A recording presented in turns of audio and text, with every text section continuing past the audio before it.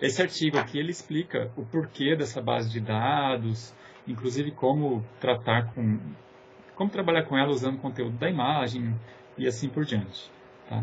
Mas a ideia do problema é o seguinte, bom, tem várias coisas aqui, né? Mas uma delas é a seguinte, dado uma imagem, eu quero inferir, por exemplo, atributos dela. Que são assim, a gente fala atributo, mas basicamente são palavras-chave que descrevem o que aparece nessa imagem. Né? Só esse tipo de coisa. Para o projeto 1, vocês não vão trabalhar com as imagens, nem para o projeto 2, mas para o 3 vocês vão. Então, para os projetos 1 e 2, a ideia é trabalhar com as coleções de atributos. Né? E aí o que acontece? Você puxando aqui, tem um monte de código em MATLAB, né? Não sei se alguém programa em MATLAB aqui, mas... Aliás, alguém programa em MATLAB? Levante a mão sem... Não fique com vergonha. Tem gente que tem programa e tem vergonha de dizer que... Aliás, tem gente que nunca diria que MATLAB é uma linguagem de programação. Tá, o Divino faz. Ele levantou e baixou já, né?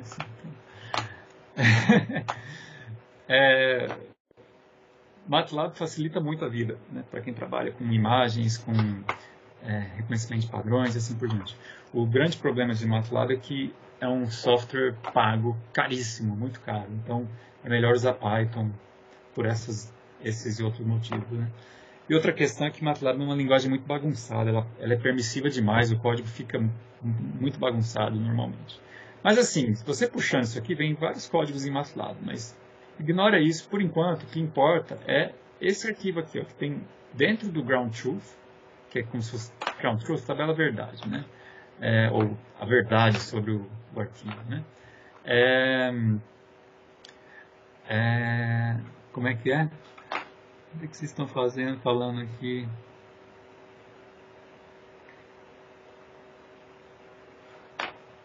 Piratear. Não, gente, isso não existe, piratear. Como assim? Ó, sobre pirataria, tudo bem, né? Vocês podem ser anarquistas e tal, coisa do tipo. Mas o que acontece? Você vai lá, todo mundo pirateia, todo mundo é a favor de, não, software tem que ser gratuito e coisa do gênero, aí vocês se formam, vão lá e estão desesperados para conseguir emprego na Microsoft, né? Porra, que incoerência é essa? Mas, bom, o que acontece? O principal arquivo que a gente tem aqui nesse pacote todo é esse aqui, simapt.txt, que vem exatamente no formato que aparece lá no enunciado, tá? Nesse formatinho aqui. Então, basicamente, isso aqui é um arquivão enorme, né? Tem, tipo, quantos? 13.282 linhas, né? Cada bloco aqui se refere a um atributo que aparece numa imagem e suas coordenadas. Então, por exemplo... cadê? Acho que eu fechei, né? Aqui. Não, peraí. Aqui. O que acontece? Aqui tem o diretório de imagens, né? A gente tem aqui ao todo... Deixa eu ver aqui... tá por ordem reversa. A gente tem ao todo... Quantas mesmo? 1.225 imagens nessa base de imagens, né? E elas têm esse nome assim, né? É um nome aqui, Bison 01, Bison, sei lá, 01, né? Aqui ele não lista tudo, a menos que esteja numa ordem, acho que ele pula algumas coisas, assim, eu não lembro exatamente quantos tem aqui. Mas o que acontece? O primeiro nome de arquivo que aparece aqui é o 15, né? Que é esse... 015, tá. Então, assim, para cada linha, esse primeiro bloco aqui é o nome de arquivo a que eu me refiro, tá? Então, eu abrindo aqui, eu vejo ele.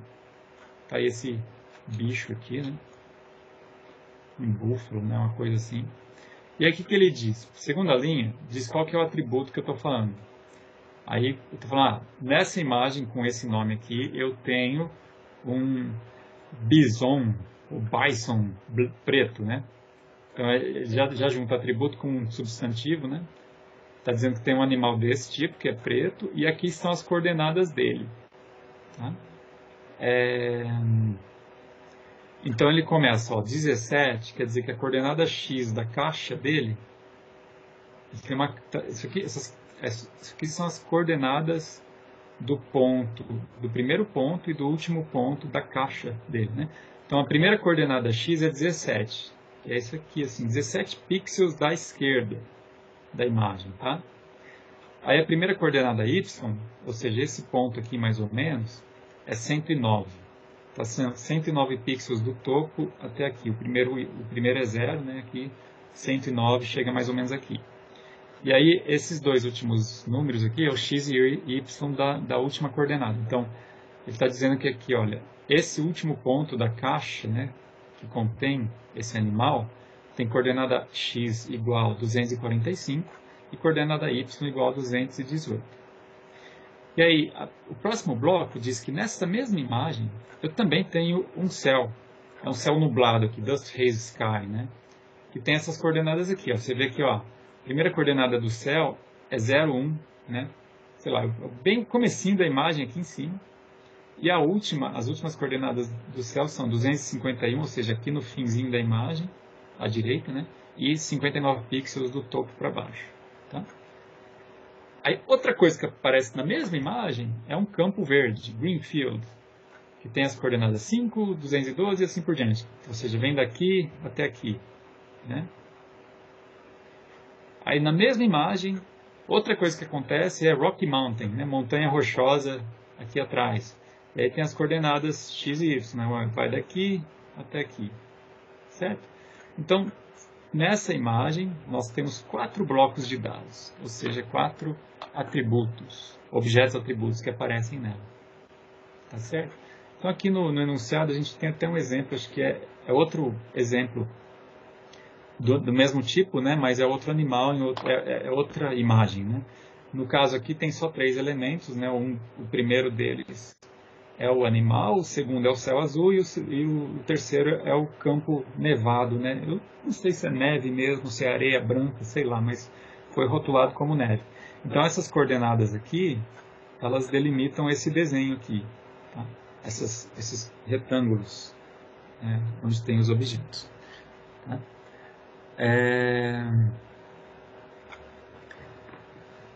Beleza.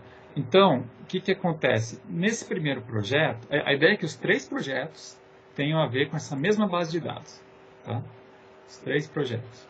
Sendo que a ideia do primeiro projeto é fazer análises simples, né, contagens e assim por diante, com relação ao conteúdo de dados nesse formato aqui.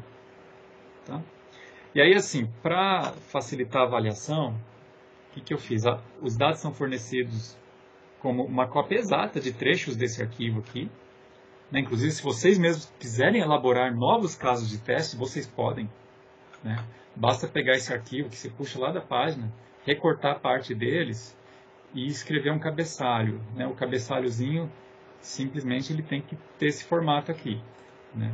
Essa é a única diferença que tem. Eu adicionei aqui, antes de começar os blocos de dados, tem um número que indica qual a tarefa que é para você fazer, um espaço em branco, e depois tem outro número que indica quantos blocos você vai ter no conjunto de entrada. Tá certo? E aí tem uma linha em branco aqui, separando ele. Tá? Então, o que isso aqui indica? O N aqui é o número de blocos, tá? Não é o número de imagens, é o número de blocos. Então, por exemplo, nesse começo aqui, se o meu arquivo acabasse aqui, ele teria 4 blocos. Tá? Mesmo que são 4 blocos sobre uma imagem só. Se eu quisesse falar da primeira e da segunda imagem, né, eu tenho 6 blocos, é isso? 7 blocos. Né? Esse trecho todo aqui tem 7 blocos. Mesmo que eu estou falando, os 4 primeiros estão numa imagem e os 3 últimos... Não, são 8 na verdade, né? Desculpa. São 8 blocos, né? Os 4 últimos aqui são de uma outra imagem. Tá? E assim por diante. E aí o primeiro número, T, ele indica qual tarefa que vocês vão fazer. Né? A primeira tarefa é super trivial. Tá, aqui tem detalhes, né? Eu não vou repetir o que está aqui, por favor, leiam com bastante atenção, né? E tragam dúvidas nas próximas aulas. Mas a primeira tarefa, está aqui, é simplesmente reformatar os dados, né? Essa tarefa é muito simples, assim, ela usa conhecimentos bem básicos, né? Que basta você ler o arquivo e imprimir os dados novamente, só que nesse formato aqui, tá? Super básico, tá bom? Então, assim, é reformatar os dados, né? Em vez de ter os dados dessa forma aqui, você vai ter eles no formato do tipo comma separated values, né? Isso aqui é um formato real, né? É um formato de tabela mesmo, né? Cada valor separado por uma vírgula, né? Então, você tem o nome do arquivo, atributo objeto 1 e as coordenadas, né? Então, é a mesma coisa. Assim, esse caso de teste dá para fazer manualmente. Por exemplo, se eu pegar aqui que eu vejo na minha frente aqui, né? Eu posso construir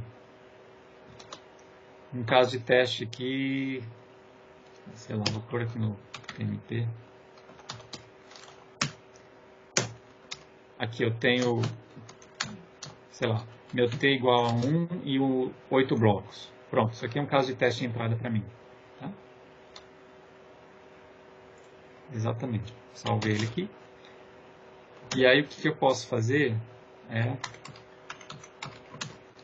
a saída esperada deveria ser assim. Isso separado por vírgula. Tá?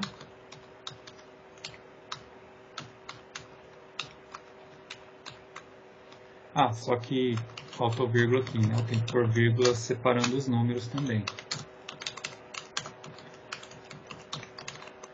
A gente vai fazer de um jeito mais ordenado aqui, né? Mas... Bom, vocês entenderam, né? Vocês conseguem fazer manualmente exatamente o que está sendo pedido na tarefa. E isso é uma maneira de vocês construírem seu próprio caso de teste, tá? Se quiserem. E assim por diante. Inclusive, sei lá, posso fazer isso aqui. Inclusive, né, no Emacs dá para fazer isso dá para automatizar isso aqui, fazer substituição de quebra de linha por vírgula. Opa, exagerei. Peraí. Aqui não, aqui sim. Aqui não, sim, não. Sim, não, sim. Tá, e aqui eu vou ter que colocar nos espaços também. Então, substituir espaço por vírgula e pronto. Tá. Rapidinho aqui construir meu caso de teste. Né? E aí, inclusive, o que eu posso fazer? Inclusive testar para vocês. Eu posso ir lá no diretório onde eu coloquei esse caso de teste. Vou copiar a minha solução, sei lá, uma solução para o diretório local. Tá? Então esse solution.py aqui é o arquivo, né? Com minha tentativa de solução. Então, se eu digitar Python, nome do meu arquivo, apertar Enter, aí eu posso fazer o seguinte, copiar isso aqui. Lembrando, no Linux, selecionar já copia, aí você clica com o botão do meio, ele já cola. Tá? Então assim, eu colei aqui a entrada de texto no meu terminal e ele já cuspiu fora essa solução aqui. Tá? O que eu posso fazer também? Imagina que você quer testar várias vezes, né? Ficar copiando e colando é muito chato. Então o que eu posso fazer é usar esse truque de piping, né, de terminal aqui. No terminal, né, da linha de comando, você digita Python, nome do arquivo, né? E em vez de copiar e colar, você pode colocar aqui, ó. Isso aqui que eu estou dizendo, leia, em vez de ler do teclado, né, em vez de ficar lendo do terminal ou teclado, que o cara tem que digitar um por um ou colar, né? Leia desse arquivo aqui. E esse é o arquivo que eu queria construir lá. Entendeu? Então aqui, o que ele fez? Ele executou Python com com o meu programa e já forneceu isso aqui como entrada. Tá? E aí o meu programa já respondeu isso aqui. E aqui eu quero fazer, eu quero comparar essa saída aqui com o meu gabarito. O gabarito que eu acabei de construir na frente de vocês aqui é esse aqui. Opa. Né? Então aqui vocês podem ver que aparentemente está correto. Né?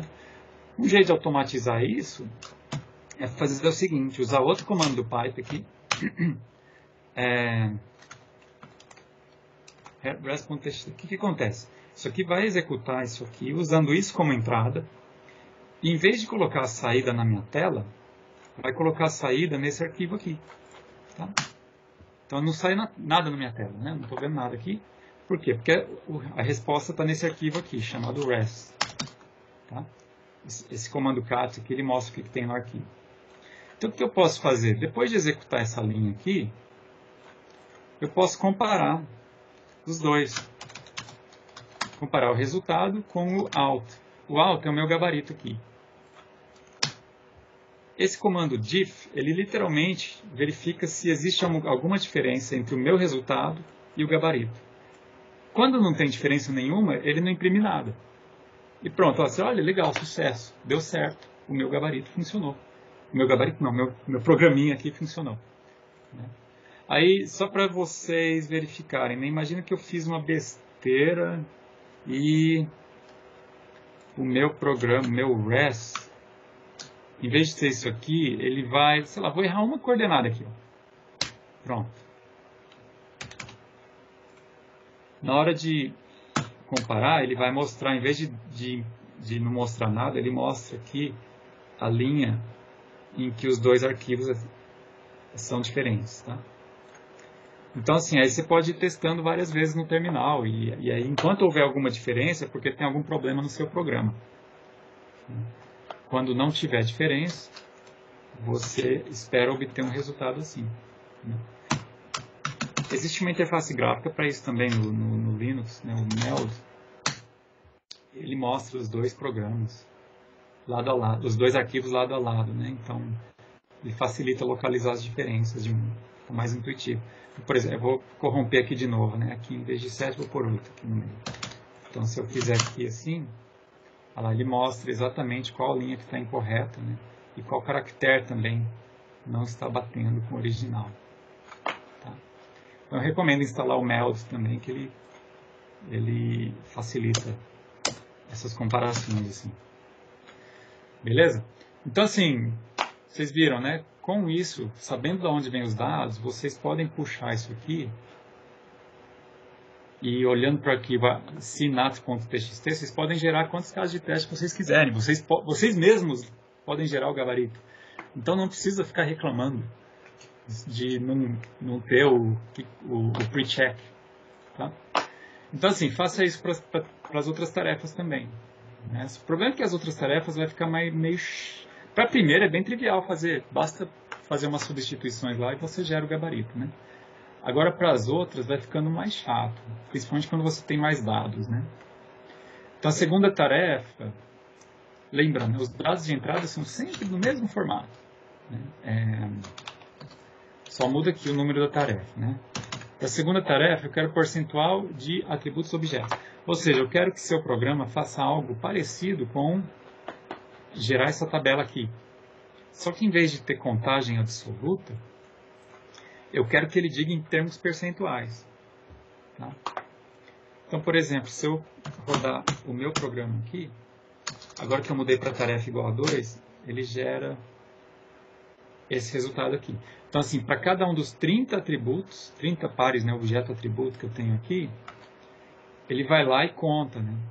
O que ele está fazendo? Ele olha para esse arquivo aqui e verifica, olha, 25% dos meus blocos contém o Black Bison, né? O bisão preto aí. 25%. Um quarto deles, e realmente, né? Aqui tem essa linha aqui, aparece 2 vezes. Lembrando que eu tenho 8 blocos, né? 2 sobre 8 é 25%. E aí outra coisa que aparece, das raízes K, isso aqui só aparece uma vez. É 1/8, ou seja, 12,5%. Cadê o das raízes K? Está aqui. Né? O que mais? Rocky Mountain também só aparece uma vez. Greenfield também só uma vez. Né? E assim por diante. Todos os outros aparecem só uma vez. Ah, não, e o céu nublado, né? O céu nublado aparece 2 vezes, por isso que é 25% também. Tá? O resto é tudo zero, o resto não aparece nas minhas imagens aqui. Né? Mas vocês entenderam a tarefa aí, né?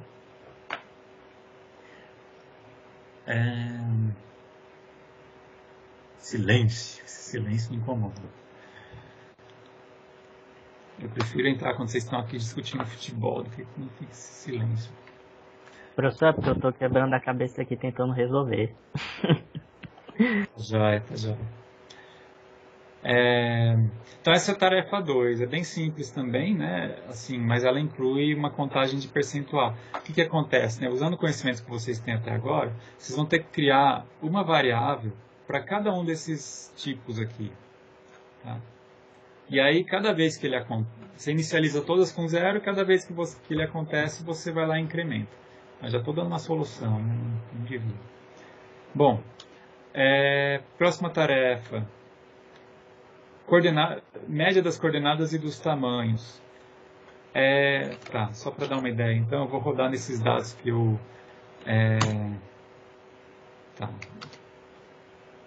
Acho mais fácil mostrar com exemplo. Já vou alterar isso aqui para a tarefa 3, rodar ele aqui.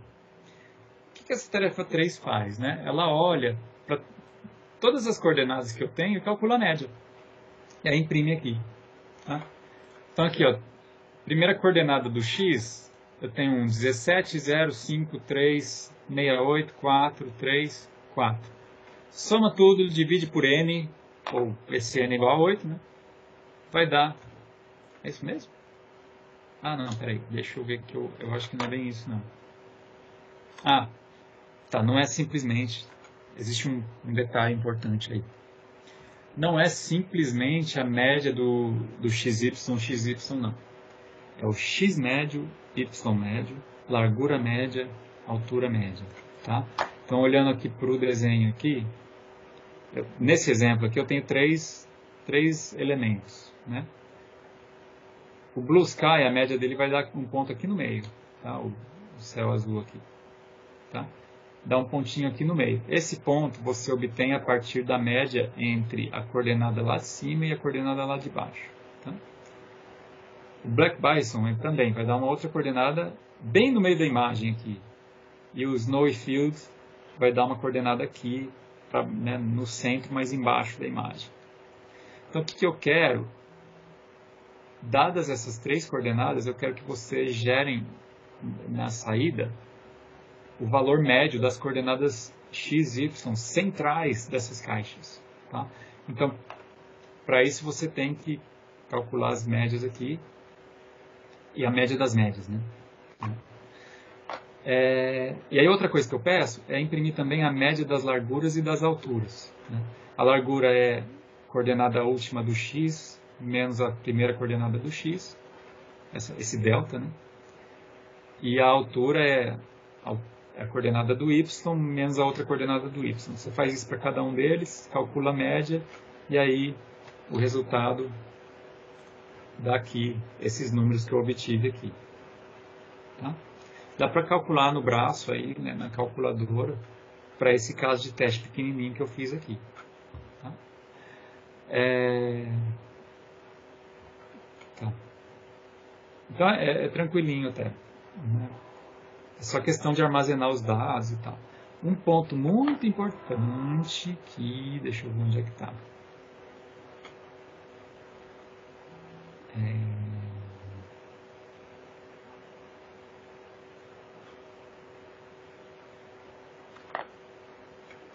Tem algum lugar que eu falo sobre... Tá, essa observação que tem aqui no fim do enunciado.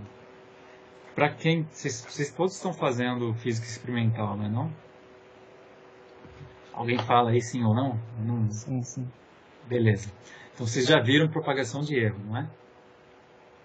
Já. Então evitem propagação de erro. Aqui tem um exemplo. Se quer calcular a média entre três números, você pode, matematicamente, né, matematicamente, isso aqui e isso aqui são equivalentes. Né? Se você somar os três e dividir o resultado por 3, matematicamente dá a mesma coisa do que dividir por 3 o primeiro, mais o segundo dividido por 3, mais o terceiro dividido por 3. Né? Analiticamente é idêntico. Só que, o que acontece? Cada operação matemática tem um erro. Porque, né, lembra, computador é uma máquina discreta. Né? Tudo é aproximado, assim, aproximado por uns tiquinhos bem pequenos, assim, né? Mas de frações de pontos, de números reais e assim por diante. Né? Se você for calcular a média usando isso aqui, aí lembra de física experimental que a operação de divisão gera um erro, uma propagação de erro maior do que a operação de soma, por exemplo. Tá? E você fazer, nessa equaçãozinha aqui, você está dividindo só uma vez e somando 3. Né?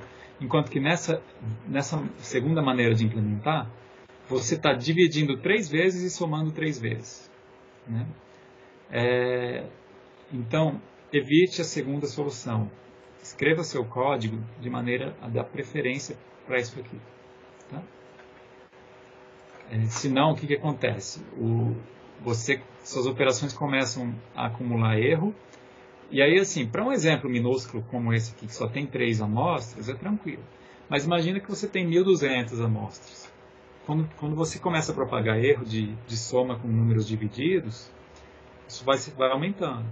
E aí vai acontecer que o seu resultado não vai bater com o gabarito. Tá? Isso é uma, né, assim, lembra, física experimental é útil, gente. É útil, mesmo que vocês nunca vão trabalhar aí com física, ou com mecânica, ou coisa do gênero. Tá? Então tá aí, né? Falei da tarefa 2, a tarefa 3. Não, peraí. Falei da 2, falei da 3, né? Então, assim, a 2 é percentual com uma casa depois do zero aqui, né?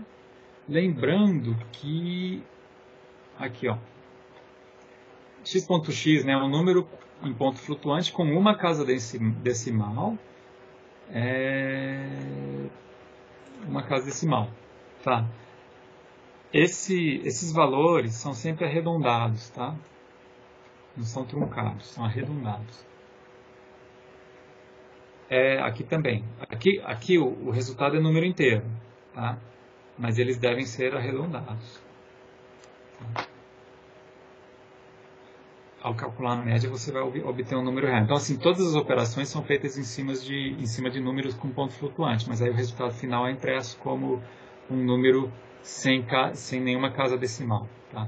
Ou seja, né, já dando uma dica enorme aqui, use f-strings. Tá?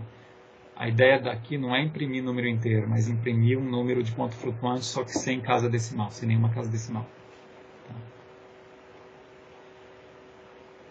Tarefa 4. Maiores, menores e suas divisões, suas posições. Qual que é a ideia aqui? A ideia é, olhando para os animais, para os objetos que aparecem em todas as imagens, você dizer que, olha, o céu azul é o que aparece mais próximo do topo. Né? Totalmente esperado, né? O céu está em cima. E campo nevado é o que aparece mais embaixo. E o boi aqui é o que aparece mais próximo do centro da imagem. Né? Então a ideia é fazer esse tipo de análise, mas considerando todas as imagens. Tá? Então imagina, você tem lá, né, centenas de imagens, olha aqui quantos bisons, né? Aqui tem cidades, elefantes, um monte, campo rosado, um campo ali, deserto, montanha, tem um monte aí, estrada, né? Parece que a gente está dirigindo aqui. Uma coisa legal, uma curiosidade sobre essas imagens, muitas delas vieram de Grenoble, que é uma cidade onde eu morei, né? Eu passei 1 ano e meio lá. Essas cenas com montanhas aqui são todas de Grenoble. Você vê essa extensãozinha GRE, aqui no nome do arquivo, tracinho GRE, é de Grenoble, né? Meu francês é péssimo, mas é assim que escreve. Escrevi até no chat aí para vocês verem. Vocês vão ver que é um lugar lindo, principalmente para quem gosta de montanhas e de esquiar, de escalar, via ferrata, fazer aventuras nas montanhas e assim por diante. Recomendo. E essa, talvez justamente por ser um lugar lindo, é o Vale do Silício da França.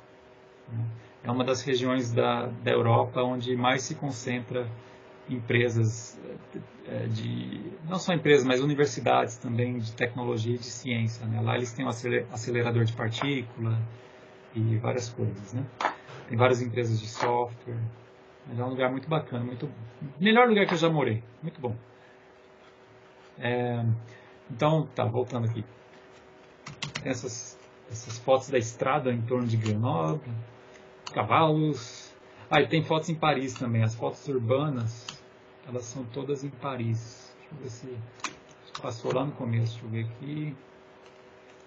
Essas City mesmo, essas são cidades da América do Norte. Né? Eu não sei exatamente quais cidades, eu não conheço o suficiente. Mas, provavelmente tem Manhattan aqui. Mas tem também, deixa eu ver aqui. Fechei? Não, tá aqui.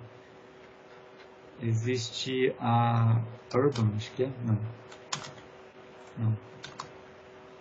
A City, não. Acho que é Highway Horse, Ibis. Tem muito, né, foto desse animal, flamingo, né? Acho que é o Ibis. Aí tem montanhas, então tem muita foto de montanha, né? Que tem a ver com a região lá de Grenoble. Nossa, nunca vou saber falar o nome. É triste você morar num lugar que você não sabe falar o nome. Open Country, né? Campo aberto, interior, né? Essas coisas assim. E aí tem palácios, torres, vulcões, cachoeiras. Não estou achando. Streets. Essas streets aqui, cenas de ruas, são ou de Grenoble ou de Paris. Essa terminada com par aqui é de Paris.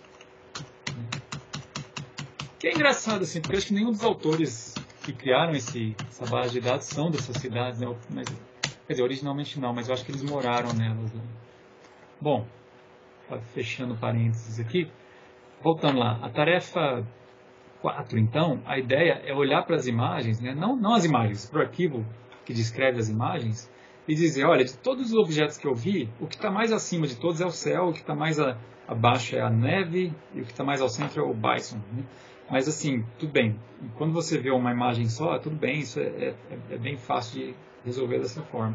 Mas deixa eu ver aqui. Naquela amostra que eu tenho 2 imagens, 8 blocos de dados. Né? Vamos ver aqui, tarefa 4. Pegando os mesmos dados, exatamente o mesmo dado para gerar todos os casos de teste. Então a ideia é imprimir os dados nesse formato aqui. Então, deixa eu fazer de novo. Então assim, de todos esses 8 objetos, o que eu estou dizendo? O que aparece mais ao centro é esse bisão preto aí, né? Especificamente na imagem 16. Então, esse objeto aqui, né, olhando para essas coordenadas aqui, ele é o mais central de toda a minha coleção de objetos. O que aparece mais à direita é o bisão também. Só tem bisão nesse conjunto, né? Então é um conjunto meio chato aqui. É o bisão também e também justamente esse aqui, esse mesmo aqui na imagem 16 também é o que está mais à direita de toda a minha coleção de objetos, de 8 objetos aqui. O que aparece mais à esquerda, como pode ele aparecer também mais à direita? Isso está esquisito. Não, desculpa, eu pulei uma linha. O que aparece mais à esquerda é o céu nublado na imagem 16, isso. Esse céu aqui, olhando para as coordenadas que alguém anotou onde está o céu, esse é o objeto que aparece mais à esquerda, essa linha aqui. Aí o que aparece mais à direita seria esse bisão aqui, nesta imagem aqui. A ideia é imprimir o objeto e a imagem. Tá? Objeto e imagem. Aí o que está mais acima é o céu nublado, na imagem bisão 16. né? Então esse céu aqui, nublado, né? Overcast sky. Na imagem 16 é o objeto que aparece mais assim. Dá para ver, né? Comparando essas coordenadas aqui com a do céu que tem aqui, o que acontece? Esse céu aqui, ele está maior, né? O primeiro céu, cadê o 16? O céu na imagem 15 e a 16, comparando esses dois, né? Aqui a gente consegue ver. Tá. Na imagem 16, o céu vai até aqui, mais ou menos. Na 15, desculpa. Na 15 ele vai até aqui. Né? Então, o centroide dele fica... Peraí, aqui mais acima, Overcast Sky, visão 16. Peraí, 16... Ah, tá. Eu acho que... O que acontece? Eu acho que a pessoa que rotulou, ela não pegou o céu desde embaixo aqui. A pessoa que rotulou esse céu aqui no visão 16 pegou só essa parte de cima aqui, né? Então o ponto central do céu aqui ficou mais acima do que o ponto central desse céu branco aqui da outra imagem, tá? Vamos ver. Mais central claramente é o visão por si só, né? Aí mais abaixo é o campo verde, esse aqui. Ah, mas é do 15, esse aqui, da imagem 15. O mais central é o 15, campo verde. Maior área, o objeto com maior área entre essas duas imagens ficou sendo esse visão aqui. E o de menor área foi este céu aqui, porque a pessoa só delimitou o topo aqui do céu. Então a ideia é essa, né? Você comparar todos os objetos e ver qual que é o mais ou menos, ou mais à direita, mais acima, mais abaixo, assim por diante. Tá claro? Próxima tarefa, tarefa 5. Busca booleana por imagens. Aí a ideia dessa tarefa é você olhar para a lista de dados que você tem e identificar uma árvore sozinha, árvore solitária. Então a tarefa 5 aqui, o que acontece? O que é uma árvore solitária, né? Nesse contexto aqui? É quando aparece uma árvore na imagem, mas não aparece fields, não aparece outras vegetações, outros campos. Tá? Quer dizer, eu falei solitário, mas não é. Você pode ter múltiplas árvores. Esquece o solitário. Tá? A ideia é identifique se a imagem tem árvore, mas não tem fields, né? Não tem nenhum campo. E aí isso não é o caso de nenhuma dessas duas imagens aqui, porque as duas têm field e não têm árvore, né? Elas são o oposto. Então, se eu rodar esse caso de teste aqui especificamente, ele vai dar nada, né? A resposta é nada. Não encontrou, né? Mas vamos mudar então. Vou hackear meu arquivo aqui. Vou dizer que, sei lá, em vez de ter... Vou acrescentar aqui um elemento aqui, ó. Pronto, vou dizer que tem uma árvore aqui. Então eu tenho 9 objetos. O que acontece? Aqui ainda vai ser nada, porque eu tenho árvore, mas eu tenho campo. O que eu vou fazer? Em vez de ter green field, eu vou ter, sei lá, eu vou ter o... Quem vai estar lá, hein? Waterfall. Junto com o bisão. Peraí, quem falou? Eu. Quem disse eu? Matheus. Matheus está lá com o bisão. CH, inclusive. É sem H. O moleque é agroboy mesmo. E aí, em vez de ter... tá aí, né? Então, basicamente, eu troquei o campo verde pelo Matheus e coloquei uma árvore lá. Adicionei uma árvore. Então, agora, pronto, a solução vai ser diferente. O que acontece? Eu verifico que na imagem 15, né, bisão 15, eu tenho árvore e não tenho nenhum field, né? Então a ideia é listar, olha, dentre os arquivos que foram dados como entrada, esse aqui contém isso, tá? E o outro arquivo não, o outro arquivo ele viola as condições porque eu tenho yellow field, então já é falso. Beleza? Então assim, essas são as 5 tarefas, descrevi todas elas passo a passo aqui, inclusive como criar seu próprio caso de teste. Tá, o Divino deu uma dica aí do que? De todos os valores médios. Tá. Isso, tá. O Arthur perguntou como que seria o T3. Ah, tá. A média, né? É que eu falei meio rápido, né? Mas isso. São as médias. Eu cheguei a mostrar, né? Tá. Então é isso, né? Aí aqui tem alguns casos de testes, né? Vocês podem brincar com eles aqui. Inclusive, vocês podem gerar outros casos de teste. Quer dizer, podem não, né? O gabarito você teria que gerar no braço, é meio chato, né? Mas assim, para um conjunto pequeno, vocês podem gerar no braço, né? Não dá muito trabalho, não. O problema é quando tem que calcular as médias, aí fica meio chatinho de verificar mesmo. Tá? Aqui tem um caso da tarefa 5 que resulta em nada, né? Apesar de ter 15 elementos, né? E aí tem outro aqui com 28 elementos em que uma das imagens satisfaz aquele caso de ter uma árvore, mas não ter nenhum field, né? Normalmente são imagens, arquivos do tipo highway ou road ou coisa do gênero, né? Streets, né? Esse tipo de coisa. Tá? Alguma dúvida, gente, sobre o projeto?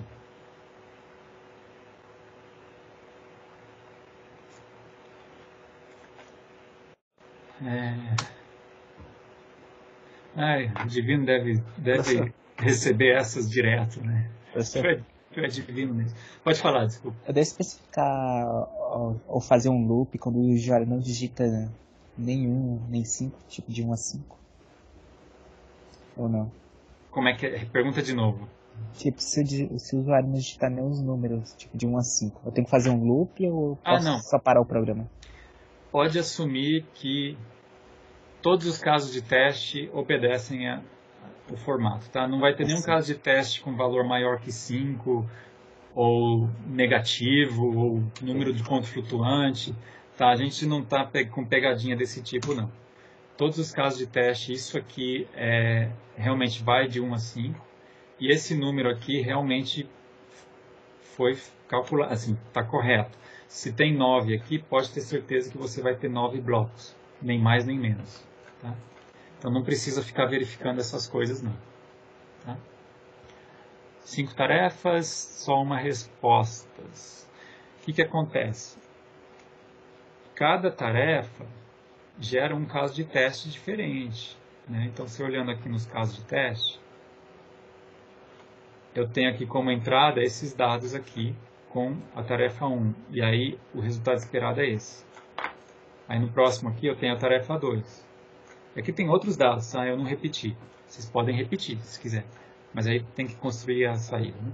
Mas, então assim, ao todo, que eu me lembre, tem 30 casos de teste, né?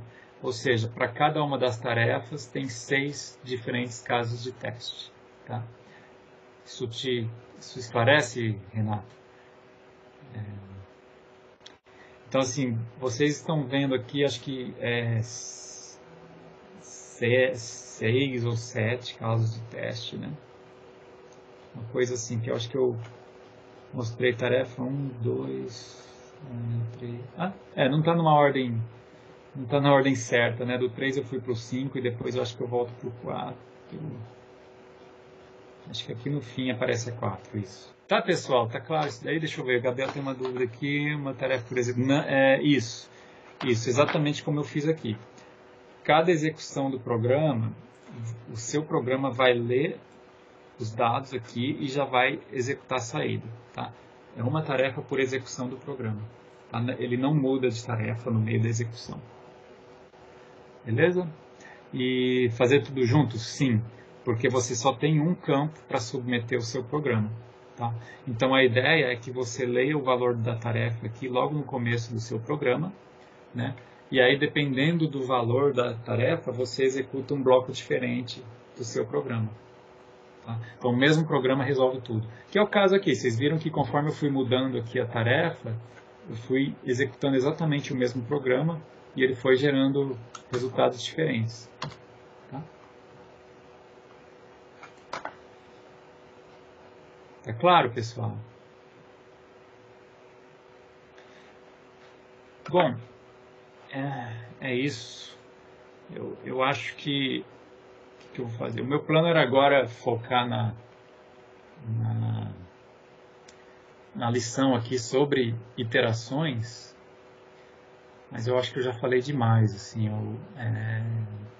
fiquei só falando do projeto, mas é que é importante falar do projeto. Então, assim, o projeto, inclusive, assim, o fato de vocês perceberem, né, que não tem que, deixa eu fechar ele antes que eu faça alguma besteira. Tá.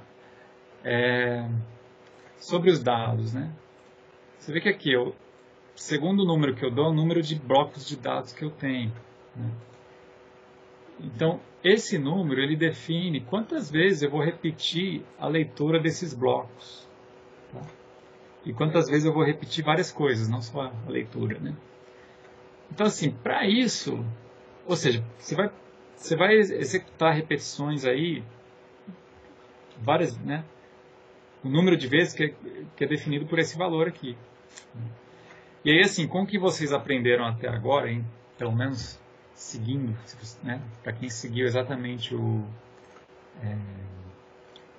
a sequência aqui, né, o único jeito de fazer a iteração que vocês viram até a semana passada foi usando recursividade, né. Eu sei que tem alguns exemplos que a gente usou loop for e assim por diante, né? Mas só nesta semana agora que a gente tem uma lição específica sobre como efetuar repetições sem usar recursividade.